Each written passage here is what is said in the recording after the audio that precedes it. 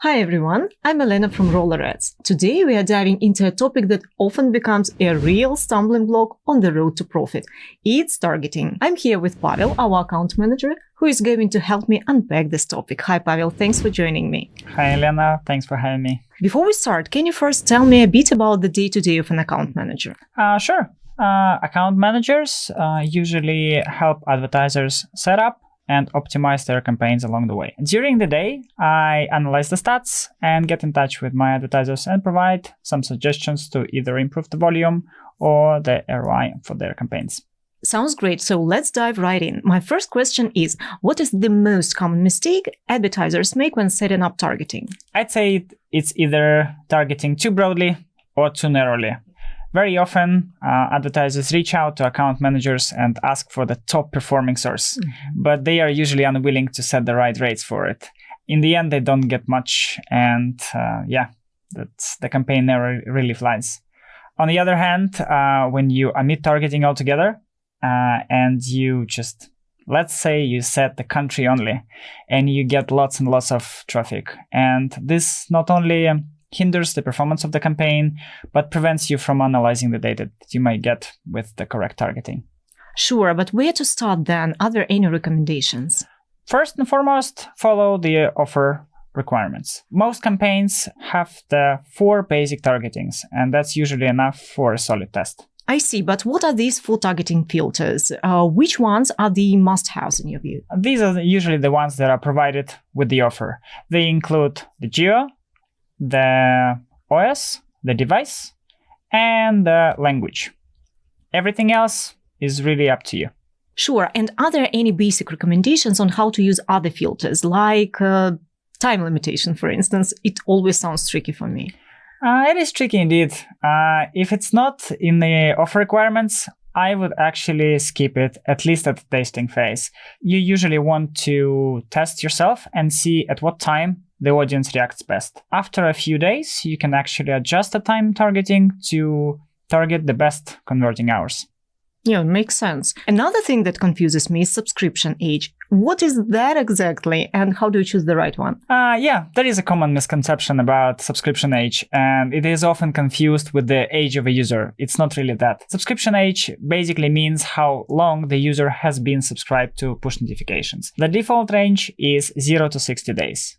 And when you just get started with push notifications, we tend to recommend the most fresh and most active users, which are 0 to 3 days. When you start seeing first results and you want to scale the campaign, you can actually add more age groups.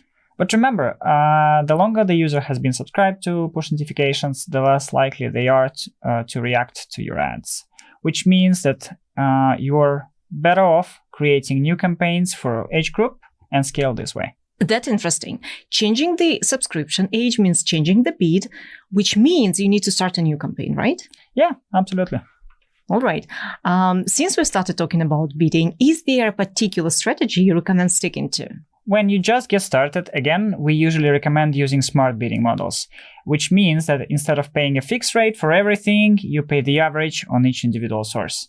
That can save you a lot of money and provide enough data for you to start optimizing. After that, I'd say that when you see first results and you see what's traffic worth, you can actually adjust it by adding custom bids. What do you mean by custom bids? In the campaign creation menu, you can actually set a specific rate for each individual source. Mm-hmm. Some sources are more expensive than others, and you can manipulate volume and ROI by setting the right bid for the right source. Got it.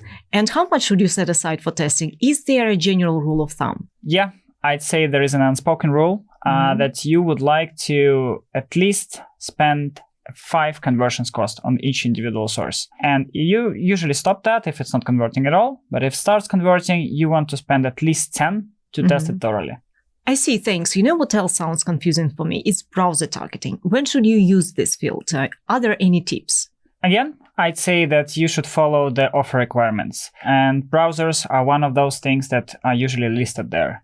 If not, I'd say that creating separate campaigns for individual browsers is a good choice. This is really helpful to optimize campaigns, and you can compare results between them and adjust bids accordingly. Makes sense. I guess the same applies to proxy traffic, right? When do you need to use this filter? 80% of offers do not allow proxy traffic, and if it's in the offer requirement, you definitely want to set the parameter to turn the proxy traffic off. However, some offers do allow proxy traffic, and it could be a good opportunity to scale the campaign. Proxy traffic is usually cheaper. Right. Another filter that interests me is IP targeting. When should you use it? IP targeting is mostly used in the campaigns that target specific mobile operators. And such offers usually come with a list of such IP addresses that should be included. So only in this case, you can work with that. For the convenience of our users, we actually have the mobile operator targeting as well as the list of most common mobile operators in the country. Yeah, that's quite simple in the end.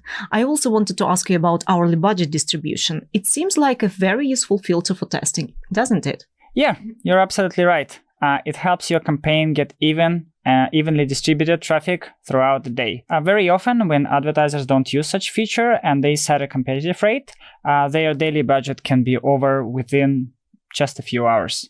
And you don't really want that. If you set this feature on, you can actually see how the traffic performs at each individual hour during the day. That's right. Another filter that might interest our users is traffic presets. And that's my favorite, to be honest, because it really simplifies work. When should we use it? And what is it? Can you tell me, please? Sure. In a nutshell, presets are ready-made whitelists for a given geo and the vertical, and they vary depending on the ad format.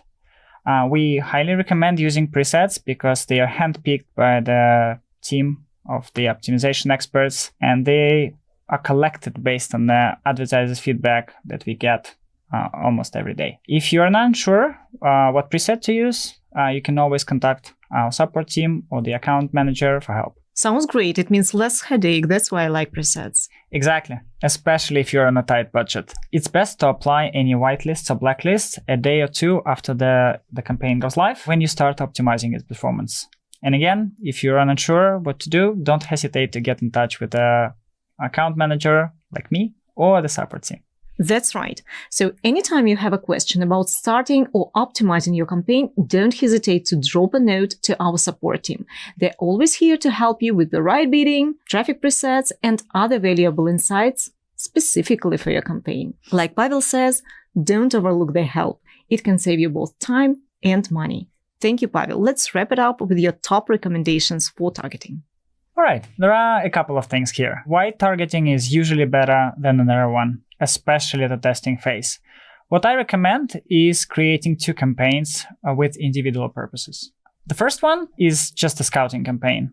It has an evolving blacklist of sources, which allows you to constantly discover new and potentially really good traffic sources. The second one is more of a whitelist campaign, which gathers a lot of information from the first one. They run in parallel, so they don't really interfere with each other.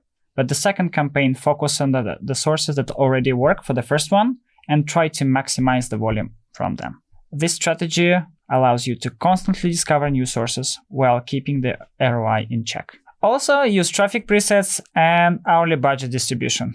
If you have enough data on browser performance, create a separate campaign for each browser.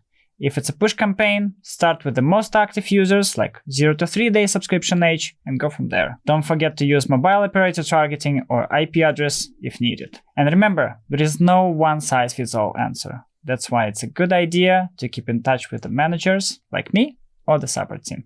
Thank you, Pavel, for this insightful talk. Thanks for having me. If you still have questions about targeting, please leave them under this video and we'll make sure you get your answer. Also, use the promo code you see on the screen to get a $50 bonus on your first deposit. Thank you for watching and have a nice day. See you next time. See you next time.